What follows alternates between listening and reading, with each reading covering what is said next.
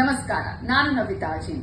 ಈಗಾಗಲೇ ರಾಜ್ಯದ ಜನರಿಗೆ ಆರ್ಥಿಕ ಹೊರೆಯಾಗಿರುವಂತದ್ದು ಅಗತ್ಯ ವಸ್ತುಗಳ ಬೆಲೆ ಏರಿಕೆಯಾಗಿದೆ.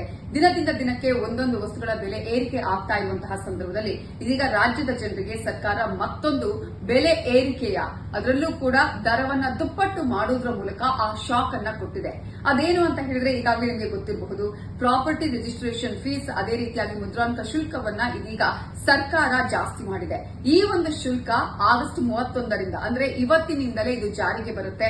ಈಗಾಗಲೇ ಇಲ್ಲಿವರೆಗೂ ಕೂಡ ಯಾವುದೇ ಪ್ರಾಪರ್ಟಿ ಆಗಿರ್ಬೋದು, ಲ್ಯಾಂಡ್ ಆಗಿರ್ಬೋದು, ಸೈಟ್ ಆಗಿರ್ಬೋದು, ಫ್ಲಾಟ್ ಆಗಿರ್ಬೋದು, ಮನೆ ಖರೀದಿ ಮಾಡುವವರು ರಿಜಿಸ್ಟ್ರೇಷನ್ ಫೀಸ್ ಅಂತ ಹೇಳಿ 1%, ಅದೇ ರೀತಿಯಾಗಿ ಮುದ್ರಾಂಕ ಶುಲ್ಕ ಅಂತ ಹೇಳಿ 5.6% ಅನ್ನ ಕಟ್ತಾ ಇದ್ರು. ಅಂದ್ರೆ ಒಟ್ಟಾರೆಯಾಗಿ 6.6% ಅನ್ನ ಕಟ್ತಾ ಇದ್ರು. ಆದ್ರೆ ಇನ್ನು ಮುಂದೆ ಇದರ ಒಂದು ಶುಲ್ಕ ದುಪ್ಪಟ್ಟಾಗಿದೆ.